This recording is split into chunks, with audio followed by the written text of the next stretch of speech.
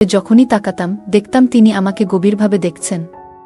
একদিন তিনি হাতের ইশারায় আমাকে ডাকলেন।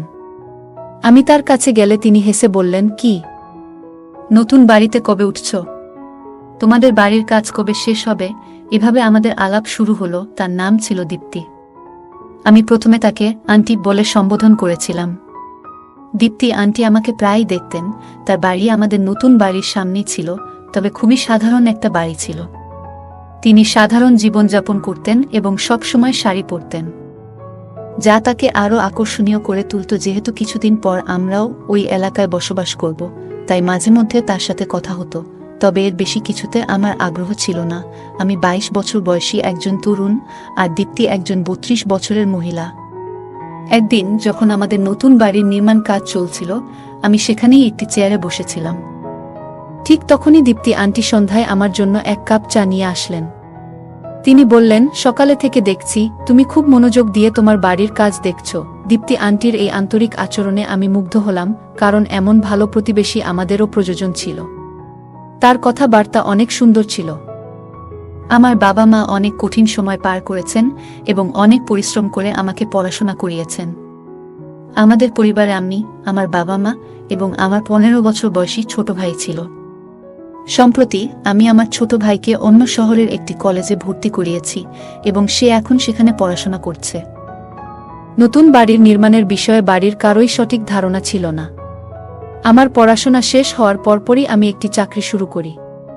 কিছু মাস চাকরি করার পর আমি নিজের ব্যবসা শুরু করি। অল্প সময়েই সেই ব্যবসায় ভালো লাভ হয়, যার কারণে আমি আজ এই বাড়িটি নির্মাণ করাতে সক্ষম হয়েছি। আমি আমার বাবা মায়ের জন্য খুবই খুশি ছিলাম, কারণ তারা অনেক কিছু সহ্য করেছেন আর আমার ভাইও ভালোভাবে পড়াশোনা করছিল। মাঝে মধ্যে আমি তার হোস্টেলে গিয়ে দেখা করতাম। একদিন আমি বাড়ির নির্মাণ কাজ দেখতে গেলাম, যাতে সব ঠিকঠাক চলছে কিনা তা নিশ্চিত করতে পারি। আমি যখন আমাদের নতুন বাড়ির নির্মাণ কাজ দেখতে গেলাম, তখন বুঝলাম কিছু জিনিস যা আমি বিদেশ থেকে অর্ডার করেছিলাম সেগুলো আসতে দেরি হচ্ছে, তাই বাড়ির কাজ শেষ হতে আরও কিছুটা সময় লাগবে। কাজের পরিস্থিতি দেখে আমি বাড়ি ফিরে যাওয়ার জন্য প্রস্তুতি নিচ্ছিলাম।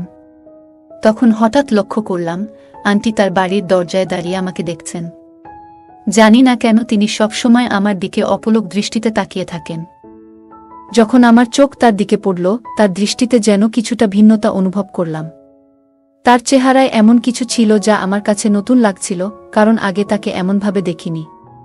সে আমাকে হাত নাড়িয়ে ইশারা করল, আমিও তাকে হাত নাড়িয়ে সাড়া দিলাম এবং সেখান থেকে বেরিয়ে এলাম। দীপ্তি আন্টির এই আচরণে আমি কিছুটা অবাক হলাম, কারণ আমাদের মধ্যে খুব বেশি আলাপ পরিচয় ছিল না। তবুও তিনি এমনভাবে আচরণ করছিলেন যা আমার কাছে কিছুটা অদ্ভুত লাগছিল। মনে হচ্ছিল তিনি আমাকে অনেক আগে থেকেই চিনেন।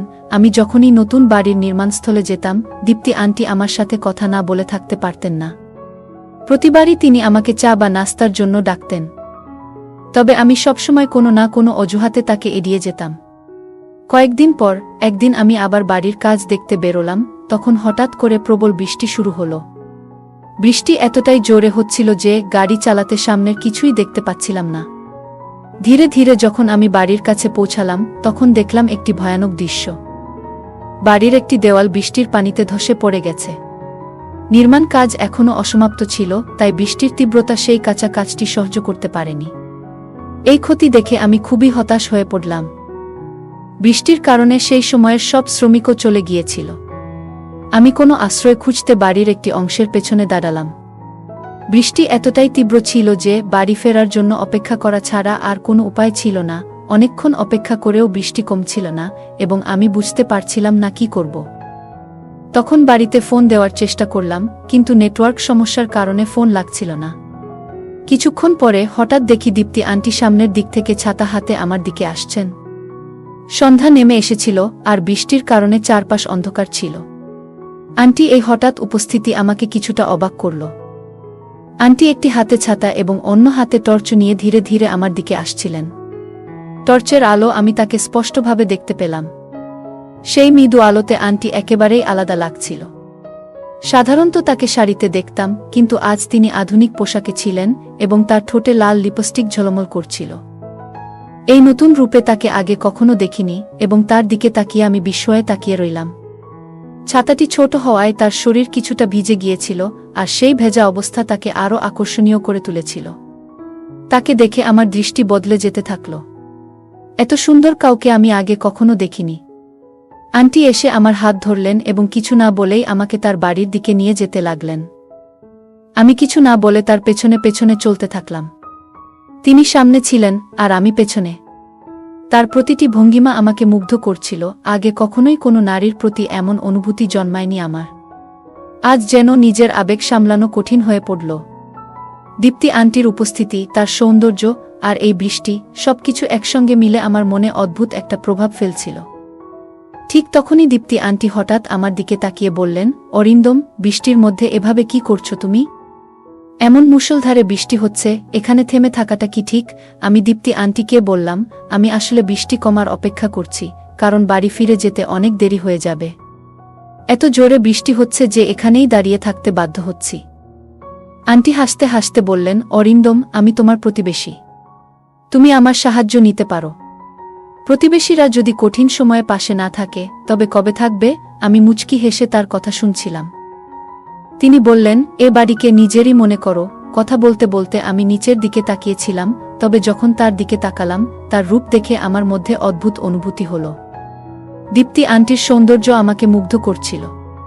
তবে আমি নিজেকে সামলে নিলাম, কারণ জানতাম আন্টির বিয়ে হয়েছে। তখন আমি তাকে বললাম, আন্টি, আপনার সাহায্যের জন্য ধন্যবাদ। আন্টি হাসতে হাসতে বললেন, আমাকে আন্টি বলো না, এবং ভবিষ্যতে যদি কখনো আমার কোনো সাহায্য লাগে তুমি করবে তো? আমি মাথা নেড়ে সম্মতি জানালাম। বৃষ্টিতে ভিজে গিয়েছিলাম আর ঠান্ডায় কাঁপছিলাম। দীপ্তি তখন আমার দিকে এগিয়ে এসে আমার শার্ট খুলে দেওয়ার চেষ্টা করলেন, এবং তার স্পর্শে আমার শরীরের মধ্যে এক অদ্ভুত অনুভূতি জেগে উঠল। সেই মুহূর্তটি আমাকে অবাক করছিল, তবে আমি নিজেকে নিয়ন্ত্রণে রাখার চেষ্টা করছিলাম। আমি তখন বেশ দোটানায় পড়ে গিয়েছিলাম, বুঝে উঠতে পারছিলাম না ঠিক কী করব। দীপ্তি আন্টির আচরণ কিছুটা অপ্রত্যাশিত মনে হচ্ছিল, বিশেষত তার স্পর্শে যেন একটা অদ্ভুত অনুভূতি হচ্ছিল। তবে আমি নিজেকে সামলে নিয়ে শান্তভাবে বললাম, আন্টি, দয়া করে একটু থামুন। আমার প্রশ্ন তোলার পর দীপ্তি আন্টি হেসে বললেন, অরিন্দম, কোনো চিন্তা করো না। তোমার জামাটা পুরো ভিজে গেছে, ঠান্ডা লেগে যেতে পারে। আমি তোমাকে আমার স্বামীর একটা শার্ট এনে দিচ্ছি, সেটা পরে নাও। আন্টি আমাকে সাহায্য করছিলেন। সবকিছু স্বাভাবিক ছিল যতক্ষণ না তিনি আমার শার্ট খোলার চেষ্টা করলেন। তখনই আমার মনে কিছুটা অস্বস্তি হল। আমি ধীরে ধীরে একপাশে সরে গিয়ে একটু দূরত্ব তৈরি করলাম। তিনি এরপর আরও কয়েকটা শার্ট নিয়ে এলেন, কিন্তু সেগুলোর কোনোটাই আমার গায়ে ঠিকমতো ফিট হচ্ছিল না। তখন আমি বিনয়ের সঙ্গে বললাম, আচ্ছা, আপনার কাছে যদি কোনো কাঁথা বা কম্বল থাকে সেটা দিলেই হবে। আন্টি আমাকে একটি কাঁথা এনে দিলেন এবং আমি সেটি নিয়ে তার বাড়ির সোফায় বসে পড়লাম। ঘড়ির দিকে তাকিয়ে দেখি রাত 11টা বেজে গেছে। বাড়ি ফেরার অনেক দেরি হয়ে গেছে। কিছুক্ষণ পর দীপ্তি আন্টি গরম স্যুপ নিয়ে এসে বললেন, অরিন্দম, এই স্যুপটা খেয়ে নাও, তোমার ভালো লাগবে। আমি তার হাত থেকে স্যুপ নিয়ে খেতে শুরু করলাম। মনিকার আতিথেয়তা আমার বেশ ভালো লাগছিল, আর স্যুপটা বেশ মজার ছিল। আমি সত্যিই জানতাম না যে প্রতিবেশী এতটা ভালো হতে পারেন। স্যুপ খেয়ে কিছুটা স্বস্তি অনুভব করছিলাম, কারণ তখন একটু ক্ষুধাও লেগেছিল। স্যুপ খাওয়ার সময় আন্টি আমার সামনে বসেছিলেন, আর আমার মন বারবার তার দিকে চলে যাচ্ছিল। তার সৌন্দর্য আমাকে একদম মুগ্ধ করে ফেলেছিল। এই সময় দীপ্তি বললেন, অরিন্দম, এখন তোমার বাড়ি যেতে অনেক দেরি হয়ে যাবে, তাই আজ রাতটা এখানেই থেকে যাও। আর কোনো চিন্তা করো না, আমি তোমার পুরো খেয়াল রাখব। দীপ্তি আন্টির প্রতিটি কথা আমার মনে মধুর মতো লাগছিল, কারণ তার কণ্ঠ ছিল এতটাই মিষ্টি। তাকে দেখে আমার মনে হচ্ছিল, যদি আমার স্ত্রীও এমনই হতেন। আমি বিয়ে করলে এমনি একজনকেই বিয়ে করব। এসব আমি মনে মনে ভাবছিলাম। আমি যখন নানা চিন্তায় ডুবেছিলাম, তখন দীপ্তি আন্টি আমার কাছে এসে দাঁড়ালেন। তিনি এক হাতে আমার কাঁধে আলতো করে স্পর্শ করলেন এবং অন্য হাতে আমার ভেজা চুলে হাত বুলিয়ে বললেন, তোমার চুলও বেশ ভিজে গেছে। তারপর চুলের পানি মুছে দিতে শুরু করলেন। তার আচরণ তখন বেশ স্বস্তিদায়ক লাগছিল, কিন্তু আমার মন একদিকে মনে করাচ্ছিল, তিনি একজন বিবাহিত মানুষ এবং আমাকে সাহায্য করছেন, তাই আমি এর কোনো ভিন্ন অর্থ বের করা ঠিক হবে না। আমি তার সাথে সম্মানের সাথে কথা বলছিলাম। আমি তাকে বললাম, তোমার বাসায় থাকাটা আমার কাছে ঠিক মনে হচ্ছে না, কিন্তু আজকের রাতটা থেকে যাব। তাছাড়া কোনো উপায় নেই। তবে ভোরেই বাড়ি ফিরে যাব। বৃষ্টি থামার নাম নিচ্ছিল না, আর সেই বৃষ্টি যেন আমাদের এই সাক্ষাতের মূল কারণ হয়ে উঠেছিল। আমি ভাবছিলাম যে এটা হয়তো দীপ্তি আন্টির দিক থেকে কিছুটা সাহায্য ছিল। তবে আমি জানতাম না যে রাতের সেই ঘটনার ফলে আমার জীবনে এক নতুন অভিজ্ঞতা হতে চলেছে। দিনভর ভীষণ ক্লান্ত ছিলাম, তাই দীপ্তি আমাকে তার ঘরে বিশ্রাম নিতে বলল। বিছানায় শুয়ে পড়তেই আমি গভীর ঘুমে আচ্ছন্ন হয়ে গেলাম। সকালে ঘুম ভাঙতেই দেখলাম দীপ্তি আন্টি আমার পাশে শুয়ে আছে, তার হাত আমার বুকের উপর রাখা। এমন অবস্থায় তাকে দেখে আমি একটু দূরে সরে গেলাম।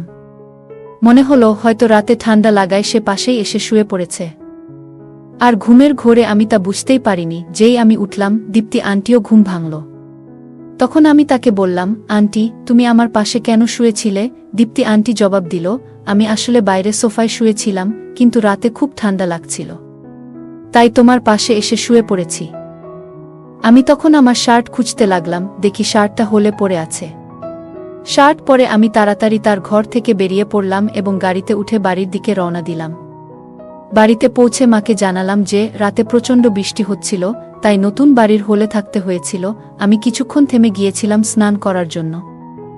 বাথরুমে গিয়ে যখন শার্ট খুললাম, তখন আয়নায় যা দেখলাম তাতে আমি পুরোপুরি হতবাক হয়ে গেলাম। ভালো করে তাকাতেই বুঝতে পারলাম আমার বুকে লিপস্টিকের দাগ। আমি কিছুতেই বুঝতে পারছিলাম না এটা কিভাবে হলো বা কখন ঘটল। অনেক প্রশ্ন আমার মাথায় ঘুরপাক খেতে লাগলো। আমি ভাবছিলাম হয়তো দীপ্তি আন্টি আমাকে যে স্যুপ খাইয়েছিল, তার কারণে আমি গভীর ঘুমে আচ্ছন্ন হয়ে পড়েছিলাম। সেই ঘুমের মধ্যে কি এমন কিছু ঘটেছে যা আমি টের পাইনি? রাতের সেই পরিবেশ কিছুটা উত্তেজনাপূর্ণ ছিল, তবে দীপতি বিবাহিত, তাই আমি নিজের মনকে নিয়ন্ত্রণে রেখেছিলাম। কিন্তু যে ঘটনা ঘটেছিল তা থেকে বোঝা যাচ্ছিল হয়তো দীপ্তি আন্টি মনেও একই ধরনের চিন্তা ছিল। তিনি হয়তো আমাকে নিয়ে ভাবতেন। সেই দিন আমার সব কাজ শেষ করলাম, কিন্তু সারাদিন ধরে দীপ্তি আন্টির কথা, আগের রাতের স্মৃতি বারবার মাথায় ঘুরতে লাগল। তার আচরণও কিছুটা রহস্যময় ছিল, যেন সে কিছু বলতে চাইছে। আমার মনেও তাকে নিয়ে অনেক কথা জমা হচ্ছিল, কিন্তু আমি কিছু বলতে পারছিলাম না। সেই সুযোগটাই আমি পাচ্ছিলাম না। 2 দিন পর আমি বাড়ির কাজ দেখতে গেলাম।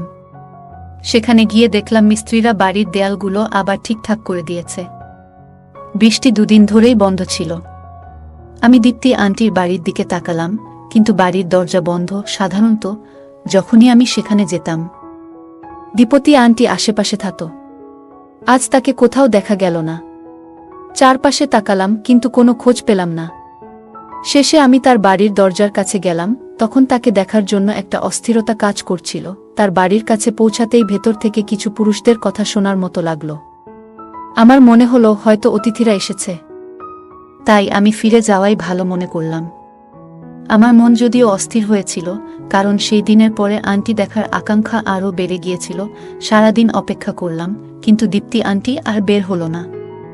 সন্ধ্যার দিকে বাড়ি ফেরার পথে আমি আমার ভাই এর সঙ্গে দেখা করলাম। তাকে দেখে আমি অবাক হলাম, কারণ এ সময় তাকে এখানে দেখার কথা নয়। আমি গাড়ি থামিয়ে তার দিকে গেলাম। ভাই কিছুটা ভীত দেখাচ্ছিল। আমি জিজ্ঞাসা করলাম, তুমি এখানে কি করছো? তোমার তো এই সময় হোস্টেলে থাকার কথা ছিল, আর তুমি এখানে এসেছো সেটা বলেওনি। ভাই উত্তর দিল, ভাইয়া, সব বলবো, কিন্তু আগে বাড়ি চলো। আমি অনেক দিন ধরে মায়ের হাতে রান্না করা খাবার খাইনি। তার কথা শুনে আমি তাকে গাড়িতে তুললাম এবং বাড়ি ফিরে গেলাম।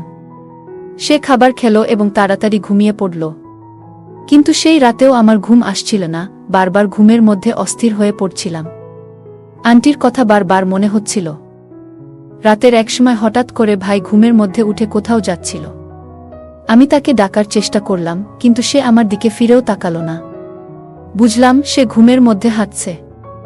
আমি তাড়াতাড়ি তাকে ধরে নিয়ে এসে শুইয়ে দিলাম। পরের দিন আমি মনে মনে সিদ্ধান্ত নিলাম যে আজ দীপ্তি আন্টির সঙ্গে দেখা করতেই হবে।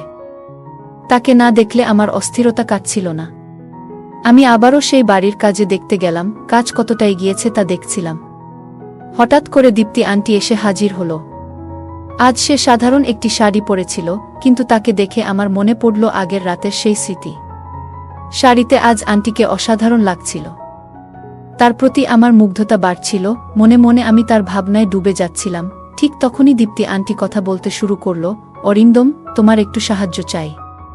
তুমি কি আমার সঙ্গে যাবে? তার সাহায্যের কথায় আমি কিছু না ভেবেই রাজি হয়ে গেলাম। দীপ্তি আন্টি বলল, আমাদের বাইরে যেতে হবে। আমরা আমার স্কুটিতে যাব।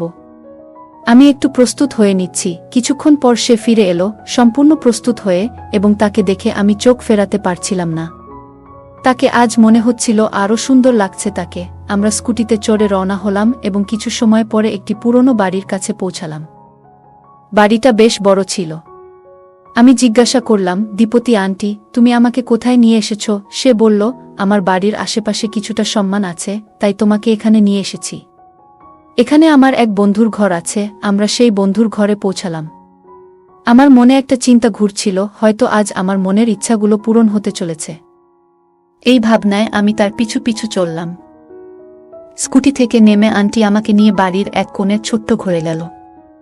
ঘরে ঢুকে দেখলাম সেখানে একটা বিছানা আর পাশে একটি পানির কলস রাখা ছিল। দীপতি আন্টি বিছানায় বসে পড়ল। ঘরটা ছিল শান্ত আর খানিকটা অন্ধকারাচ্ছন্ন, তবে আমার মন সম্পূর্ণ অন্য কিছুতে নিবদ্ধ ছিল। আমি বিছানায় বসেছিলাম। কিছুক্ষণের মধ্যেই ঘরে 4 জন শক্তিশালী লোক ঢুকে পড়ল। তাদের দেখে আমি কিছুটা অবাক হয়ে গেলাম। বুঝতে পারছিলাম না এখানে কি ঘটছে। দেখলাম তাদের মধ্যে 2 জনের হাতে ক্যামেরা আছে এবং হঠাৎ করে ঘরের বড় বড় লাইটগুলো জ্বলে উঠল। আমি দীপ্তি আন্টিকে জিজ্ঞাসা করলাম, দীপ্তি আন্টি, এটা কি হচ্ছে? কিন্তু সে কোনো কথা বলার জন্য প্রস্তুত ছিল না। মুখে স্কার্ফ বাঁধা ছিল তার। আমি তার কাছে জানতে চাইতেই একটি ভারী মহিলার প্রবেশ হলো ঘরে। সে এসে আমার পাশে বসল। একদিকে ছিল আন্টি আর অন্যদিকে সেই মহিলা। আমি জোরে চিৎকার করে বললাম, এখানে কি চলছে? তখন সেই 4 জনের একজন বলল, তুমি যতই চিৎকার করো, এই ঘর থেকে কোনো শব্দ বাইরে যাবে না। এটা শুনেই আমি বুঝতে পারলাম আমার সঙ্গে কিছু ভয়ঙ্কর কিছু ঘটতে চলেছে।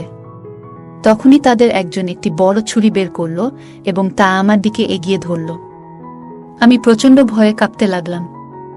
সে বলল, এখন তোমাকে আমাদের নির্দেশ মতো কাজ করতে হবে, না হলে তোমার জীবন বিপন্ন হবে। আমি ভয়ে দিশেহারা হয়ে পড়েছিলাম।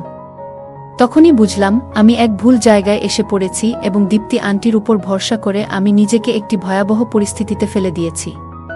আমি বুঝতে পারছিলাম যে দীপ্তি আন্টির প্রকৃত অভিপ্রায় অন্য কিছু।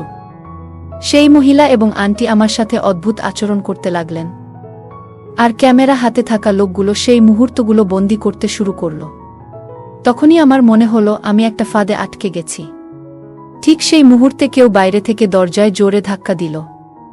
দরজা খোলেনি, তাই সেটি ভেঙে ফেলা হলো। পুলিশ ঘরে ঢুকতেই দীপ্তি আন্টি ভয়ে থরথর করতে লাগল। পুলিশ এসে সেই লোকগুলোকে গ্রেপ্তার করল। তারা আসলে একটি চক্রের সদস্য ছিল, যারা নারীদের ফাঁদে ফেলে তরুণদের থেকে অর্থ আদায় করত। দীপ্তি আন্টি আগেও এমন অনেক কাজ করেছে, আর আমার ছোট ভাই ও এই প্রতারণার শিকার হয়েছিল। এই কারণেই আমরা দীপ্তি আন্টিকে ধরার জন্য পরিকল্পনা করেছিলাম। আমার ভাই আমাকে সবকিছু খুলে বলেছিল, কিভাবে আন্টি তাকে ফাঁদে ফেলেছিল। সে হোস্টেল থেকে ফেরার পথে দীপ্তি আন্টির সঙ্গে পরিচিত হয়েছিল এবং ধীরে ধীরে প্রতারণার শিকার হয়। আসলে দীপ্তি আন্টির আসল নাম